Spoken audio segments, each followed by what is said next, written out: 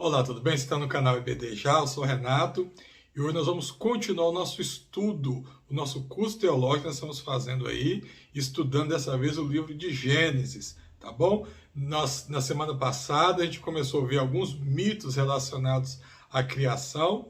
Nós apresentamos para você semana passada o Enuma Elish e hoje eu queria mostrar mais um conto para vocês, mais uma história da literatura sumeriana, tá? Vai ter sumeriana, babilônica. Esse mito ele foi copiado várias vezes. Foi encontrado tabletes dele datando de 2100 a.C.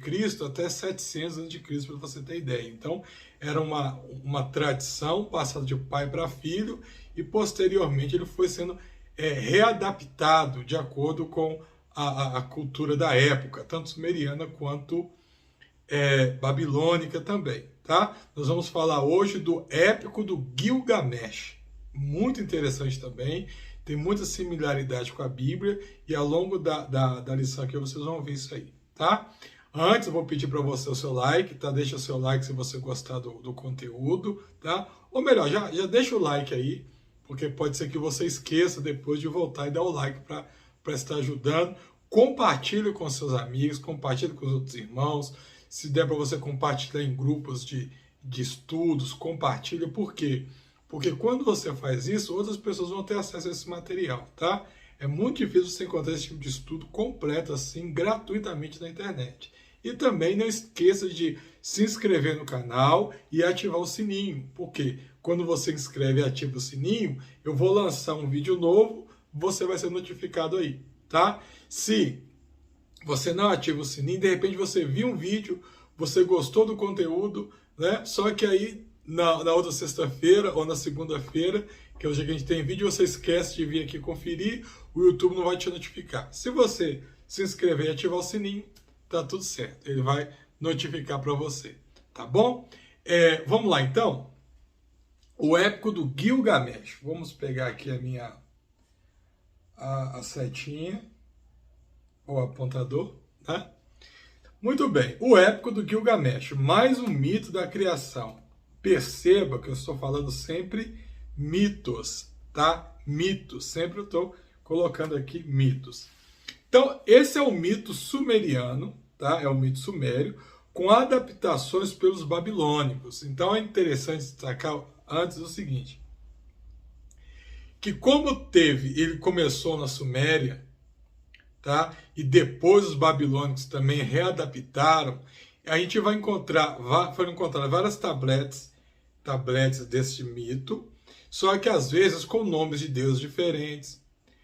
Alguns relatos da história, um tablete conta uma forma, outro conta de outra, porque ele foi tendo adaptações, tá? Então pode ser que eu vou falar o nome de algum deus aqui, de algum personagem, que de repente você já ouviu em um outro local com nome diferente, tá? Então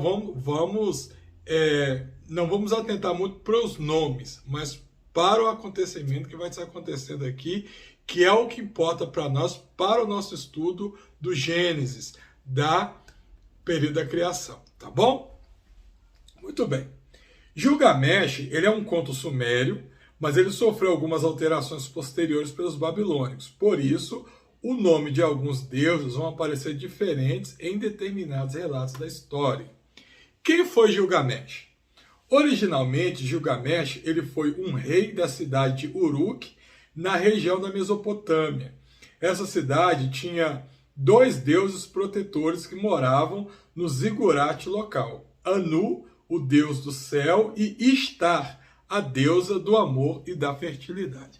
Então, a Suméria, ela mais para frente, quando a gente começar a ver a história de Abraão, vou mostrar no mapa para vocês direitinho como que era a região da Suméria.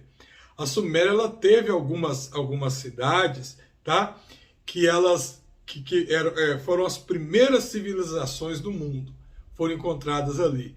Então ali está a cidade de Ur, está a cidade de Uruk, está a cidade de Lagash, está a cidade de Edenu ou Eridu, né?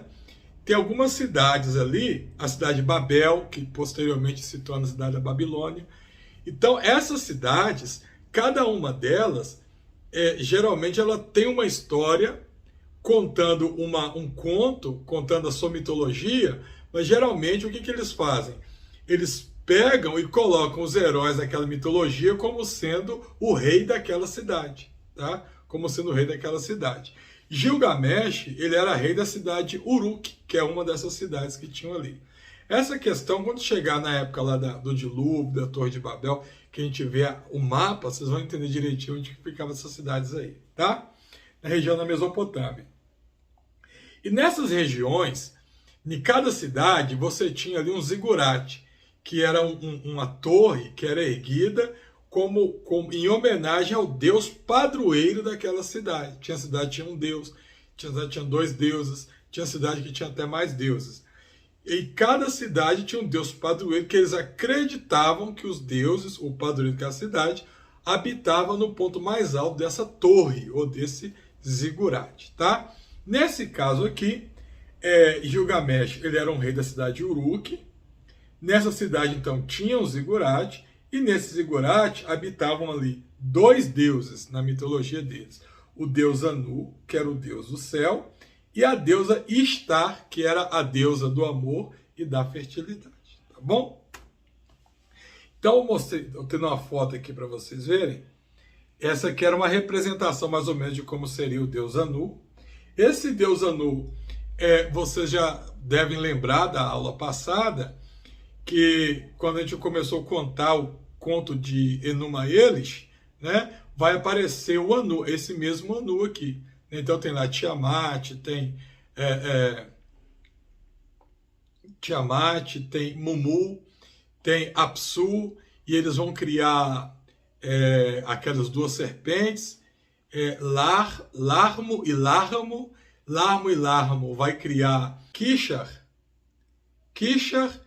Anshar e Kishar, né? E de Anshar e Kishar, eles vão dar origem a Anu, tá? E através de Anshar e Kishar e de Anu é que dão origem aos outros deuses. Então é o mesmo Anu, esse deus aqui, tá? E essa aqui é Ishtar. Ishtar, geralmente, ela vai vir nos contos antigos, nos tabletes que é encontrado delas, estatuetas, sempre em uma imagem onde ela está geralmente com seios, à mostra, assim, porque ela era a deusa considerada a deusa da fertilidade,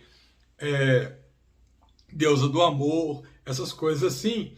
Inclusive, através de Ishtar, que ela vai dar origem a outros deuses em outras mitologias, como, por exemplo, Afrodite e Inanna. E através dessa deusa aqui, Astarote, né, que vai aparecer na Bíblia, e através dessa deusa aqui que surgem as prostitutas cultuais, né, que tinham atos sexuais com os visitantes dos templos dessas deusas ou dessa deusa em prol da fertilidade da pessoa ou do campo, ou dessas coisas assim, tá? Então essa aqui é a deusa Ishtar. Então vamos para o conto em si.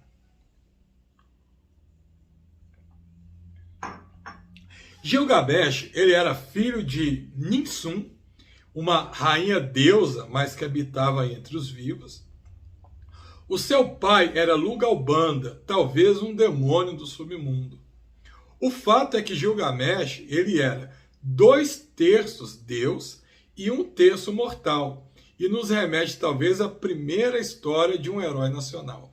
Ou seja, lembra aquela história desses mitos, principalmente gregos, né, que os deuses vinham, coabitavam com mulheres aqui e nasciam semideuses. Eles tinham uma parte humana e uma parte mortal, né? Como, por exemplo, Hércules. Por exemplo, essa ideia desses semideuses começa aqui. O primeiro relato que você vai ter de um semideus mais antigo que se tem, é de Gilgamesh. Entende que ele tinha 2/3 da sua vida era divina e 1/3 era mortal. E ele traz então a ideia do primeiro herói nacional, a primeira história na literatura, ou melhor, a literatura mais antiga que conta a história de um herói é a história de Gilgamesh, tá? Alguns vão associar Gilgamesh aos Anaquins, né, da Bíblia, aqueles gigantes que existiam nos tempos patriarcais. Por quê? Porque Gilgamesh, ele era um gigante, ele era grande, ele era muito forte, ele se destacava entre as outras pessoas. E por causa da sua estatura, do seu tamanho, de ser diferente dos outros, alguns costumam dizer que esse Gilgamesh poderia ser uma dessas Anaquins que aparece na Bíblia. Eu nem sei se é bem esse nome Anaquins, mas é quando a Bíblia se refere a gigantes que existiam na Terra, tá? Ele era um bom rei, mas ao mesmo tempo ele era tirano e arrogante. Exigia do povo trabalhos pesados nas construções e principalmente porque ele tirava a virgindade das moças da cidade. Isso fez com que o povo começasse a orar para os deuses pedindo ajuda. Ou seja, ele era um bom rei, ele privava em proteger o povo. Mas ao mesmo tempo, como não tinha ninguém à sua altura, ele acabava sendo um rei arrogante e também um rei tirano. Por quê? Porque ele levava aqueles habitantes a estar fazendo construções para ele, a estar construindo para ele constantemente, e também todas as moças virgens daquela cidade, ele acabava desvirginando essas moças, né? Ele acabava tendo relações com ela primeiro. Então isso fazia, ao mesmo tempo que ele se achava um rei bom, fazia com que as pessoas o vissem um rei tirano, arrogante, e as pessoas tinham medo dele e ninguém poderia enfrentar ele. Isso leva os habitantes daquela cidade a fazer o quê? A orar para os deuses, né? Para que os deuses pudessem ter piedade deles e mandar alguma solução. A deusa primordial resolve ouvir então e ajudá-los. Ela pega o barro, então olha só como já começa a ficar parecido com a Bíblia. Ela pega o barro, molda, colocando ali a sua saliva e cria um ser tão forte quanto Gilgamesh para poder enfrentá-lo. Ele é feito, ou esse moço, ele é feito a semelhança do deus Céus, Anu, tá? Ele foi colocado em uma região montanhosa, distante dos outros seres, ou seja, aparentemente em um jardim, né? Distante dos outros seres humanos, vivendo com os animais e até mesmo se alimentando como eles. Esse homem foi chamado de Enkidu, que é esse que você vê aqui, ó. Enkidu, tá? Então, por essa imagem aqui, você já consegue ver o seguinte: ele está do mesmo tamanho de Gilgamesh. Esse aqui, ó, segundo os relatos encontrados, as imagens encontradas nas pedras, seria Gilgamesh. Aqui, esse é um leão, ele está segurando um leão, mostrando a força que ele tinha. A barba dele muito grande também mostra poder, tá? E você vê aqui do lado, olha, Enkidu, que está da mesma altura dele, ó, da mesma altura, mostrando que ele foi um ser criado tão forte quanto Gilgamesh. Ela cria esse ser exatamente para que pudesse trazer a paz para os homens que estavam pedindo para ela uma solução relacionada a Gilgamesh. Enkidu vivia nesse paraíso totalmente isolado da humanidade e também desfazia as armadilhas que eram colocadas ali. Até que ele foi visto por um rapaz que contou para o seu pai, e então eles foram até Gilgamesh para informar o ocorrido. Gilgamesh, então, orientado pela sua mãe Ninsun, vai até o templo, pede para levar até Enkidu uma das sacerdotisas do templo. Então o que vai acontecer aqui? Enkidu, ele foi feito a imagem e a semelhança do deus Anu, certo? Ele foi feito um ser enorme, do mesmo tamanho de Gilgamesh, e ele foi colocado nesse lugar, nessas montanhas, separado dos humanos. Ele foi colocado para morar com os animais. Ele vivia com os animais, ele cuidava dos animais e ele também desfazia as armadilhas que os humanos faziam para os animais. Ele desfazia, mas ele não sabia quem fazia essas armadilhas. Então, um dia, um caçador vê Enkidu fica abismado com o tamanho dele, vê que ele tem mais ou menos a aparência ali de Gilgamesh, volta e avisa o seu pai que tinha um ser, um monstro, alguma coisa assim, que estava destruindo as armadilhas que eles estavam fazendo para os animais. E que esse ser, ele também era tão grande quanto Gilgamesh. Então o pai desse menino, o que ele faz? Ele sai com esse menino, faz uma viagem e vai até Eridu, Uruk, melhor dizendo, estou com Eridu na cabeça, né? Ele vai até Uruk, para que lá em Uruk ele avisasse Gilgamesh do que estava acontecendo.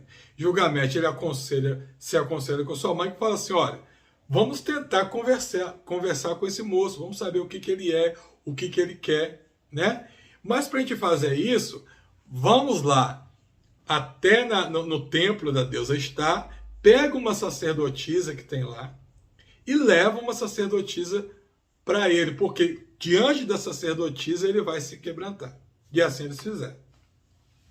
Quando essa sacerdotisa chega ali, Enkidu ficou maravilhado com ela. A história conta que eles tiveram um relacionamento íntimo 6 dias e 6 noites seguidas. Depois disso, ele perde a inocência e os animais deixam de segui-lo. Acontece aí a queda do homem, quando ele é expulso do paraíso. Você já consegue ver aqui uma semelhança com a Bíblia, né? Perceba que o ato aqui não está muito igual. Adão foi o primeiro homem, mas esse aqui também foi criado à imagem e semelhança de um Deus. Ele foi colocado num paraíso, separado dos outros homens, né? Agora, quando essa moça viu ele ficou tentado pela aparência da moça e ele teve relação com ela. Quando ele teve essa relação com ela, segundo a história, 6 dias e 6 noites, isso fez com que ele perdesse a inocência, ou seja, ele entrou em pecado. Quando ele perdeu a inocência, ele já não tinha mais lugar naquele paraíso. Os animais já não mais o seguiam. Ele já se viu expulso do paraíso, tá? Quando isso acontece. A sacerdotisa, então, ela começou a ensinar a Enkidu as coisas da vida cotidiana. Ela mostra para ele a vida fora do paraíso. Sua ideia era levar Enkidu até Gilgamesh em Uruk. Então, quando ele é expulso do paraíso, essa sacerdotisa, ela começa a cuidar dele, começa a explicar para ele como funciona a vida aqui na Terra, começa a mostrar para ele todas as coisas, né? E sai com ele dali para levá-lo até Uruk, que era onde estava Gilgamesh, que era a função dela, né? Foi o que ela foi, digamos assim, contratada para fazer.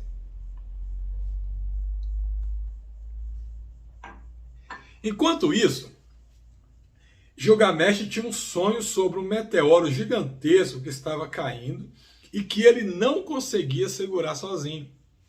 Então, enquanto estava naquela luta para tentar segurar o meteoro, ele viu o sol nascendo e apareceu um machado.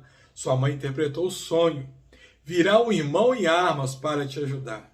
Gilgamesh acredita, mas fica desconfiado e se prepara para um possível combate. Enkidu, então, chega em Uruk e as pessoas ficam impressionadas com seu tamanho. Quando Gilgamesh encontra com Enkidu, os dois começam a lutar e Gilgamesh derrota Enkidu. E então os dois se tornam melhores amigos. E juntos vão viver aventuras pelo mundo. Com isso, o povo em Uruk fica feliz, pois Gilgamesh deixa sua tirania enquanto vivia suas aventuras com Enkidu. Ou seja, o plano da deusa primordial funcionou. Tá vendo? Então, enquanto Gilgamesh tem um sonho, o sonho era como se fosse uma preparação para ele. A sua mãe interpreta o sonho. Ó, Gilgamesh, esse sonho está querendo dizer que apesar de você ser forte, apesar de você vencer todas as coisas, vai acontecer alguma coisa que não está na sua mão. Você sozinho não vai conseguir resolver. Mas o sonho é uma premonição dos deuses para te dizer que alguém está sendo enviado para te ajudar nestas batalhas, para te ajudar a vencer essas coisas, né?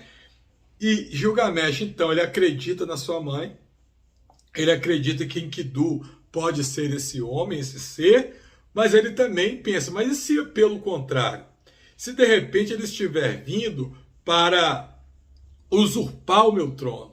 Então, ao mesmo tempo que ele quer receber Enkidu, ele também se prepara com armas e tudo para enfrentá-lo. Essa parte que eu li para vocês aqui, que os dois lutam, né? Isso vai divergir em alguns contos. Em alguns contos, na hora que os dois se encontram, eles começam a conversar.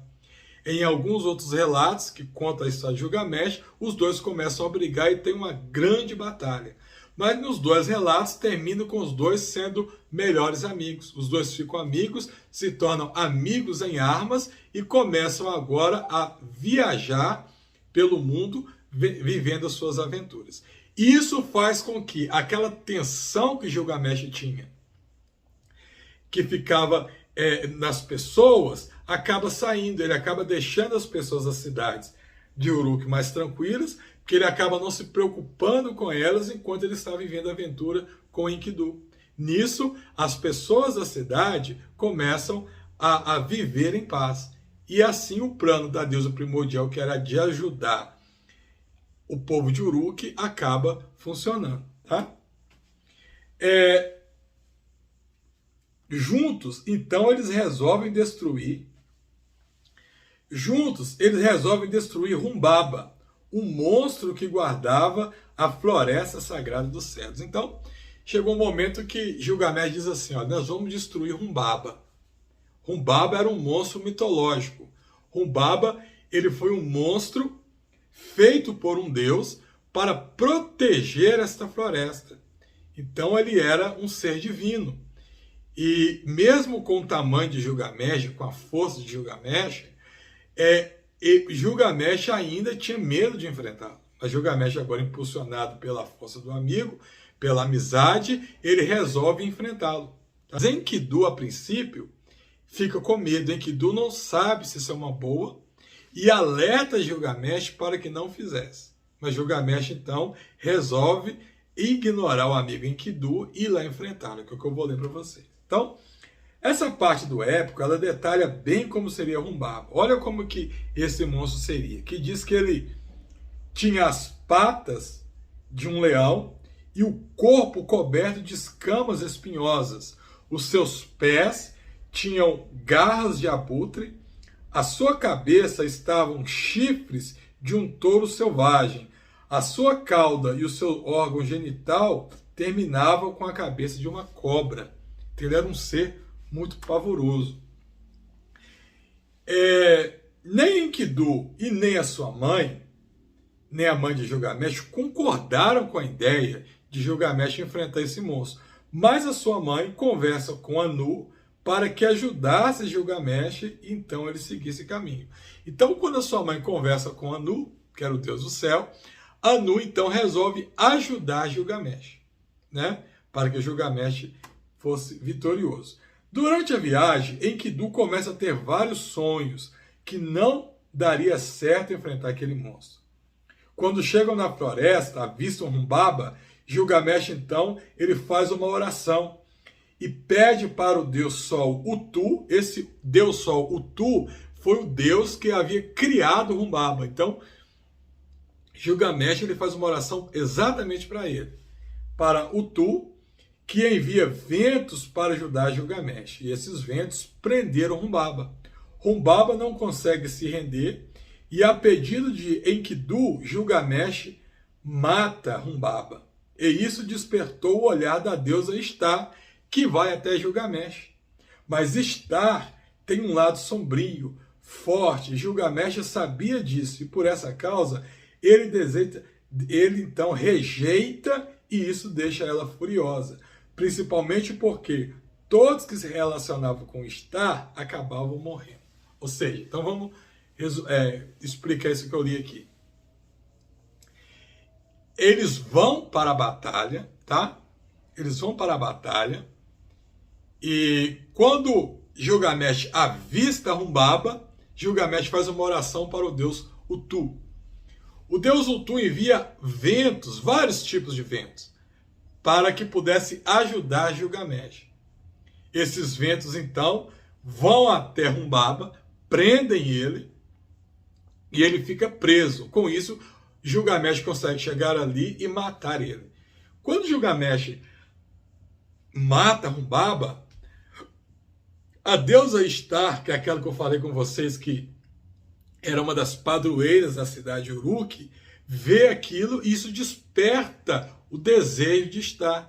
Ela fala assim: esse humano é alguém à altura para se relacionar comigo. E ela então resolve se relacionar. Ela desce até aqui na Terra e vai até Gilgamesh, para que Gilgamesh pudesse se relacionar com ela. Mas Gilgamesh, conhecendo a história de Ishtar, sabendo que ela é uma pessoa que em época era muito sombria, ela acabava por isso matando seus companheiros, Gilgamesh então rejeita Ishtar. E ela não aceita ser rejeitada, tá? E como ela não aceita ser rejeitada, isso deixa ela muito furiosa. Aqui eu coloquei uma árvore genealógica para você entender mais ou menos onde entra toda essa turma que eu estou falando.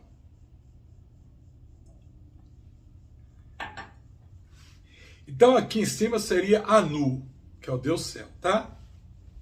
O Deus dos céus, Anu. Aí Anu ele vai dar origem, ó, a Ninhursag, Enki, Ninkikuga, Nizaba,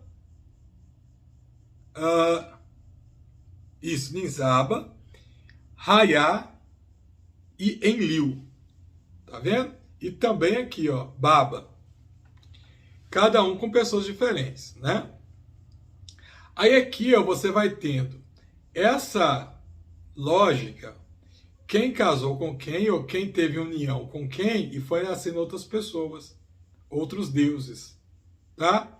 Então, Enlil, olha só, Enlil, ele é um dos deuses principais do panteão de lá, e vamos pegar a genealogia dele, ó. Anu gerou Enlil, aqui, ó.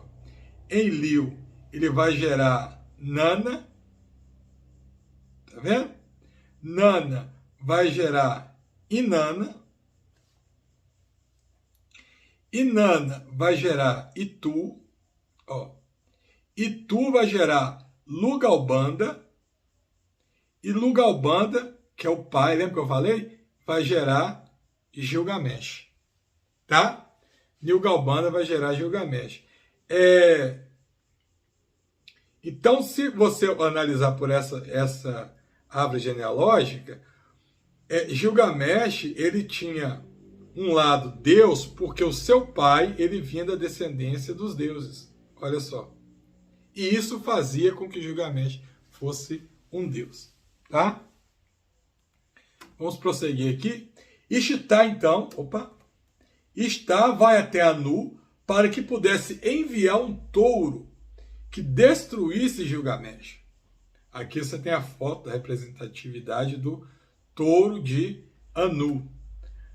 Gilgamesh e Enkidu mataram o touro, e Enkidu parte ele em vários pedaços e lança a parte direita, esqueci de colocar aqui, até Ishtar e a ameaça. Em decorrência disso, Enkidu fica de cama e tempos depois acabou morrendo. Gilgamesh fica muito abatido com a morte do seu amigo. Porém, tempo depois, ele percebeu que também era mortal e que poderia morrer. E quando ele resolve que não quer morrer, ele começa a procurar a forma de se tornar imortal. Ele procura então sua mãe, que o orienta a procurar Utnapishtim. Então aqui vai ficar mais parecido ainda com a Bíblia, tá? Ou seja, Ishtar vai até Anu e fala assim: envia o seu touro para que possa matar Gilgamesh, porque ele me rejeitou. Então ele envia o touro, que não era qualquer touro, era um touro de um deus, era como se fosse um outro monstro, mais forte ainda do que Humbaba, tá? E da mesma forma que eles tinham destruído Humbaba, eles vão destruir esse touro de Anu. Destruindo esse touro, Enkidu, que era o amigo de Gilgamesh, parte esse touro em vários pedaços e lança ele e fala com Está que se ela estivesse ali, que ele faria o mesmo com ela. Ele ameaça Está. Então, depois que isso é feito, passa-se um tempo, Enkidu vai ficar doente. Ele vai ser acamado. E em decorrência dessa enfermidade que Enkidu pegou, por ter desafiado Está, Enkidu vai morrer.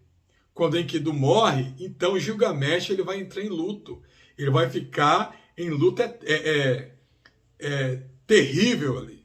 Ele vai sofrer um período imenso de luto, vai chorar a morte do seu amigo, vai escrever poemas, e o texto lá vai contando vários relatos que Gilgamesh vai escrever.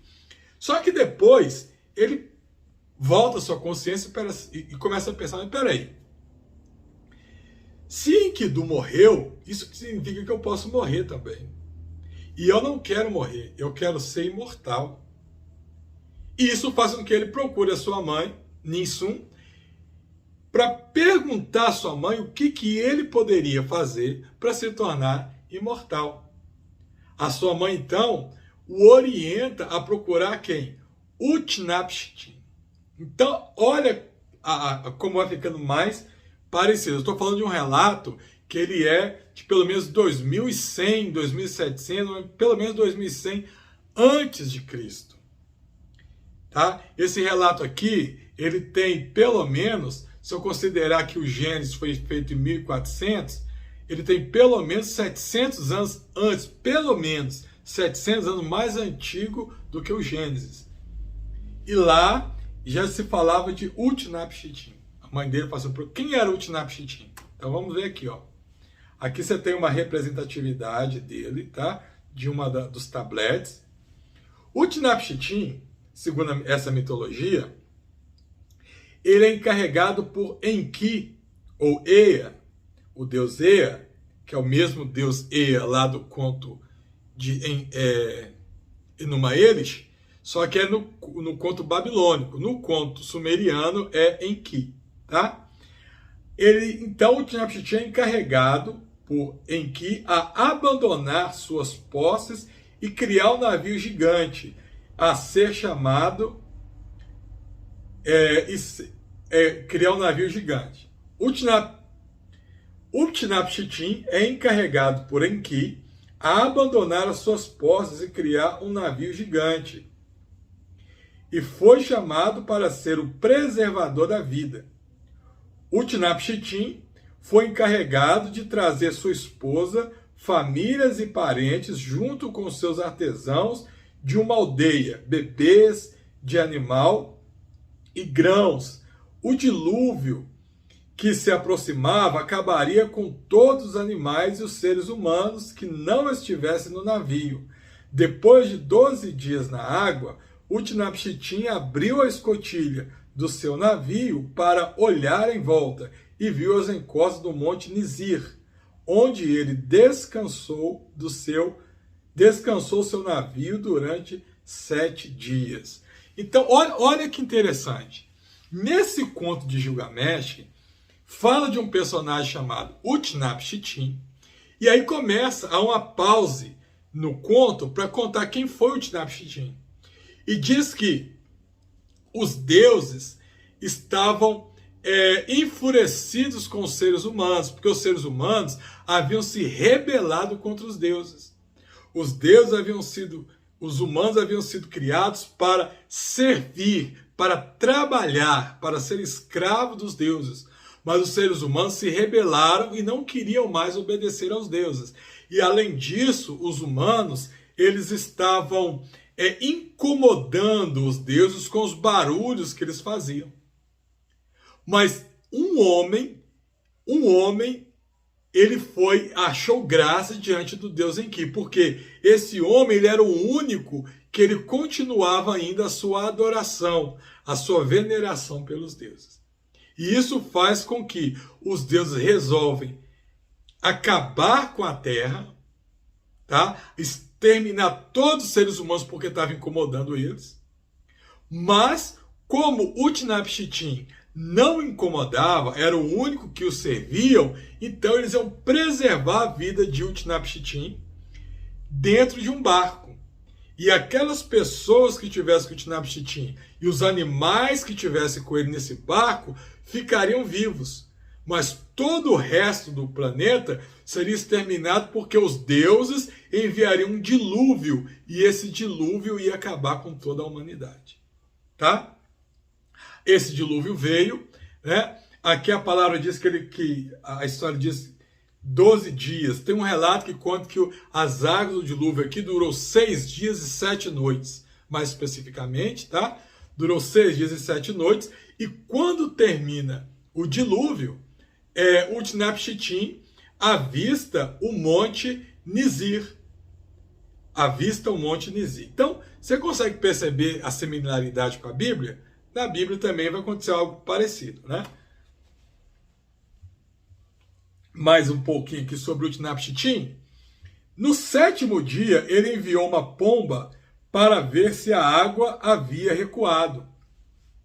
A pomba não pôde entrar, não pôde encontrar nada além de água. Assim ela retornou. Então, ele enviou uma andorinha. E como antes, ela voltou, não encontrando nada. Finalmente, Utnapishtim enviou um corvo. O corvo viu que as águas tinham recuado, por isso circulou ao redor, mas não retornou. Utnapishtim então libertou todos os animais e fez um sacrifício aos deuses. Os deuses vieram e porque ele tinha preservado a semente do homem, ao permanecer leal e confiante de seus deuses, Utnapishtim e a sua esposa receberam a imortalidade, bem como um lugar entre os deuses celestiais. Tá? Utnapishtim, ele vivia então com sua esposa em uma ilha chamada de a Ilha das Bem-aventuranças, um lugar entre os deuses. Era um paraíso. Novamente a ideia do paraíso. Pois agora ele era um ser imortal. Gilgamesh, ele parte então na sua jornada para poder chegar até a Ilha da Bem-aventurança. A sua mãe falou com ele, vai por esse caminho tal e tal, e você indo por esse caminho, você vai conseguir chegar na Ilha das Bem-aventuranças. Na Ilha das Bem-aventuranças, você vai encontrar lá Utnapishtim. Ele é conhecedor da imortalidade. Por quê? Porque ele era humano, e depois do dilúvio, os deuses concederam para ele a imortalidade, certo? Então, Ninsum falou, vá até ele que ele pode te orientar. Então, Gilgamesh vai. Gilgamesh parte na sua jornada, enfrenta vários animais que o deixou até com medo, quando ele encontra, então, com homens escorpiões que guardavam o portão do sol poente. Então, aqui você tem uma outra gravura aqui, que aponta mais ou menos, né? Porque esse aqui já é um retrato feito do que encontrou nas pedras, mas retrata mais ou menos o que eles chamavam de os homens escorpiões. O primeiro relato desses homens escorpiões você vai ver no Enuma Elish. Se você viu a história que eu contei semana passada, no Enuma Elish, quando Tiamat ele vai ter a batalha no céu contra os deuses e é expulso por Marduk, ou é morto por Marduk, Tiamat ele cria vários monstros. Entre esses monstros, um dos que ele cria são os homens escorpiões ou o homem escorpião. Tá? Então aqui a gente tem outra referência dos homens escorpiões. Ou seja, Gilgamesh ele partiu para a jornada e nessa jornada ele foi encontrando vários animais terríveis, animais com descendência vindo dos deuses. Mas Gilgamesh ele vai enfrentando, ele vai pedindo oração, ajuda aos deuses e vai enfrentando até que ele chega no portão chamado Portão do Sol Poente. E quem guardava esse portão, você tinha ali os homens escorpiões.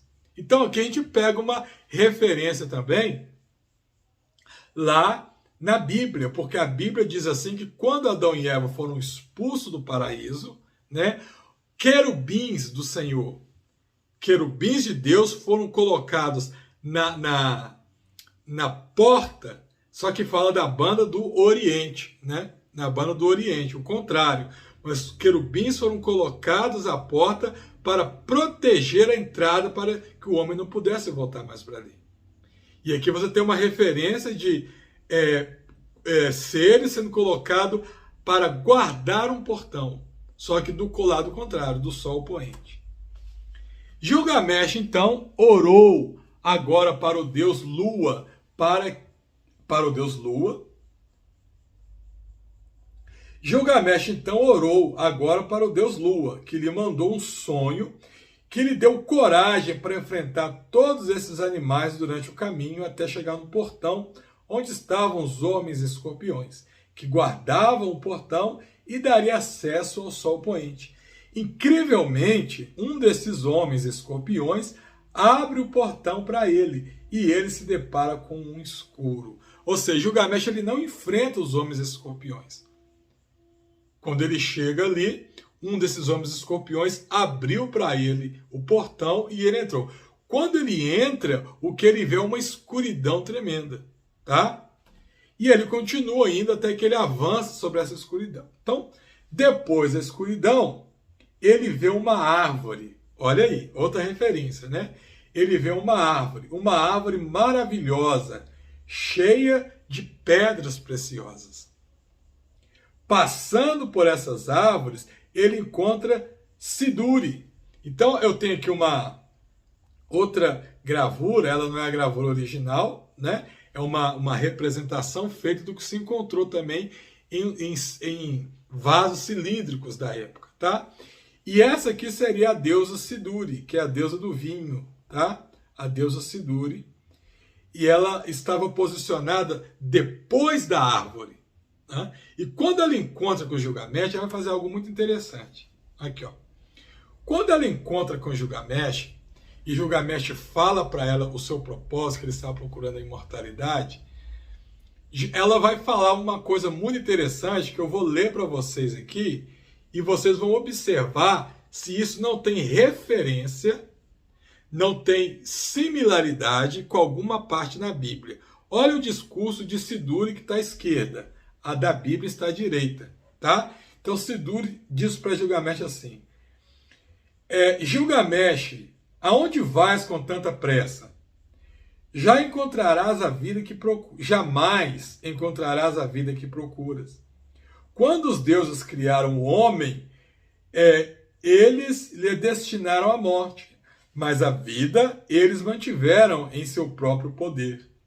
Quanto a ti, Gilgamesh, enche a tua barriga de iguarias, dia e noite e dia, dança e ser feliz. Aproveita e deleita-te, veste sempre roupas novas, banha-te em água, trata com carinho a criança que te tomar as mãos, e faze tua mulher feliz com o teu abraço, pois este também é o destino do homem. Agora, olha esse trecho de Eclesiastes 9:9. Na Bíblia, né, Eclesiastes 9, versículo 9, diz assim, olha: goza a vida com tua mulher, que amas, todos os dias da tua vida vã, os quais Deus te deu debaixo do sol. Todos os dias da tua vida vã, porque este é o teu quinhão nessa vida, e do teu trabalho que tu fazes debaixo do sol. Eclesiastes 9:9. Mais um aqui, olha: bendito seja a tua fonte, alegra-te sobremaneira com a tua esposa e ser feliz. Eclesiastes, capítulo 8, versículo 18. Percebe que tem parecido, né, o conto que está aí. Muito bem. Gilgamesh passa por Siduri, a deusa do vinho, que o conduz até um barqueiro chamado de Urshanabi. Ele atravessaria o mar cósmico até a ilha onde estava Utnapishtim. Este, por sua vez, lhe dá uma lição de moral e diz que a imortalidade foi pela benevolência dos deuses. Gilgamesh, então, antes de voltar, recebe um presente. A mulher de Utnapishtim lhe aconselha a lhe dar a flor que o vento que o velho se tornaria jovem, pois ela ficava no fundo do mar e cheio de espinho. Gilgamesh volta até o barqueiro, que o conduz até o local. Gilgamesh amarra as pedras nos seus pés e afunda até a flor e a pega.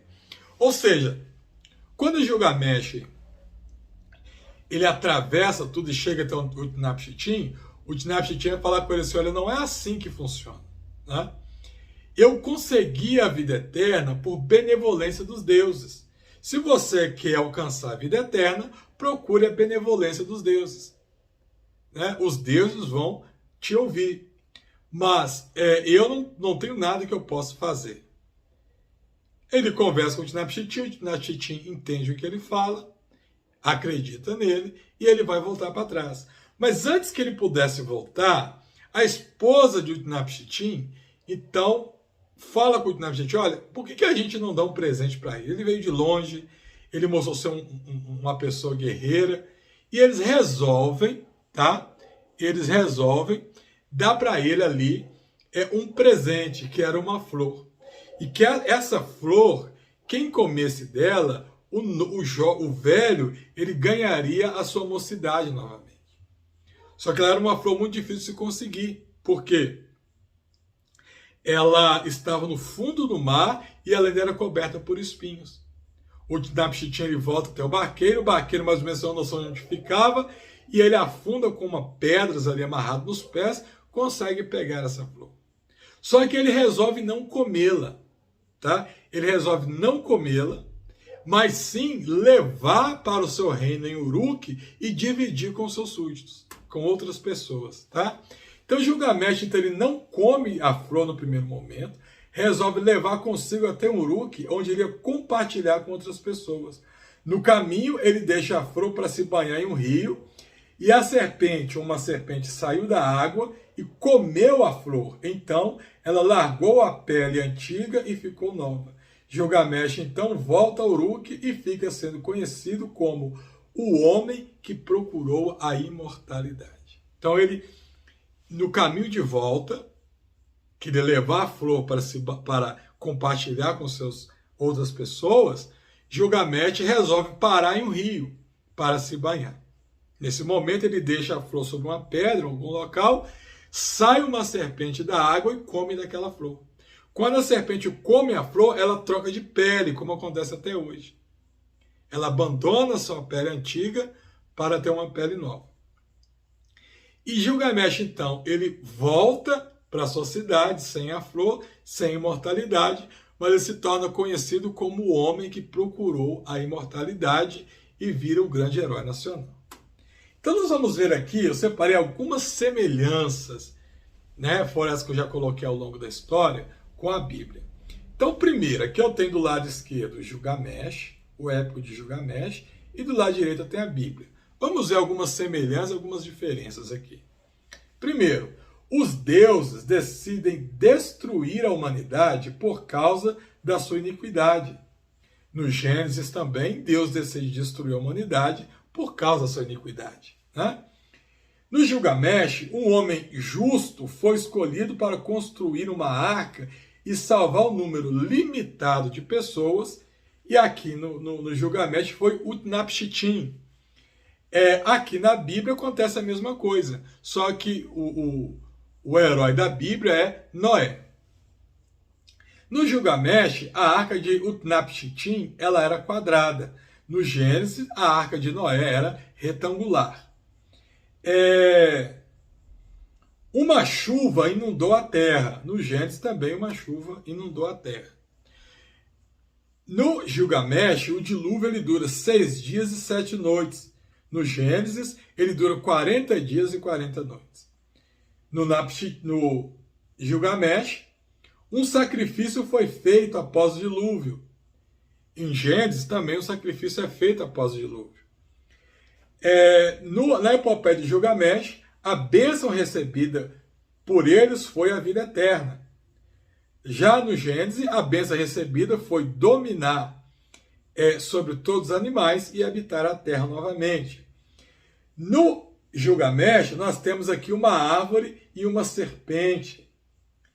No Gênesis também nós temos uma árvore e nós temos uma serpente. No Gilgamesh, o homem é feito do barro. Aqui também, no Gênesis, o homem ele é feito do barro. Então, olha quantas semelhanças nós temos aí. Mas fica para nós aí aquela pergunta que eu tenho feito desde a nossa lição passada. Então, se isso é mito, se isso é só uma história, se isso não é verdadeiro, como eu posso acreditar na Bíblia? Olha o desafio que fica para nós. Como eu posso agora provar que o Gênesis é verdadeiro? Eu posso provar que o Gênesis não é cópia dessas histórias aqui, mesmo essas histórias sendo escritas primeiro que o Gênesis, né? Se quando o Gênesis foi escrito, essa história já existia há quase 1000 anos, pelo menos. E aí, como nós podemos conciliar isso? Então aguenta aí que eu vou explicar isso para vocês, tá? Aguenta aí que eu já vou mostrar para vocês como que nós podemos mostrar que o Gênesis ele é real, que o Gênesis é verdadeiro e que tudo isso aqui é um mito, tá? Mas hoje não, hoje eu mostrei a epopeia do Gilgamesh. Na nossa próxima sexta-feira, eu vou estar apresentando mais alguns relatos que existem acerca da criação e talvez a gente já entre aí mostrando qual que é a nossa defesa, como encaixar o Gênesis nisso aí. Talvez, né? Mas nós já estamos chegando no final. Eu só quis trazer mais detalhado porque são as mais famosas. Uma das mais famosas é a epopeia do Enuma Elish e essa do Gilgamesh. Tá bom? Então, se você estiver gostando e ainda não se inscreveu, se inscreva no canal para você continuar esse estudo comigo na sexta-feira, tá? Se você ainda não deu seu like, deixa o like para nós, que isso aí vai estar me ajudando bastante. E compartilhe com seus amigos aí, seus colegas que gostam de estudar teologia, gostam de conhecer a Bíblia mais a fundo, tá? Compartilhe com ele que eu tenho certeza que vai ser bênção aí também, tá bom? Que Deus te abençoe, fique com Deus e até o nosso próximo encontro.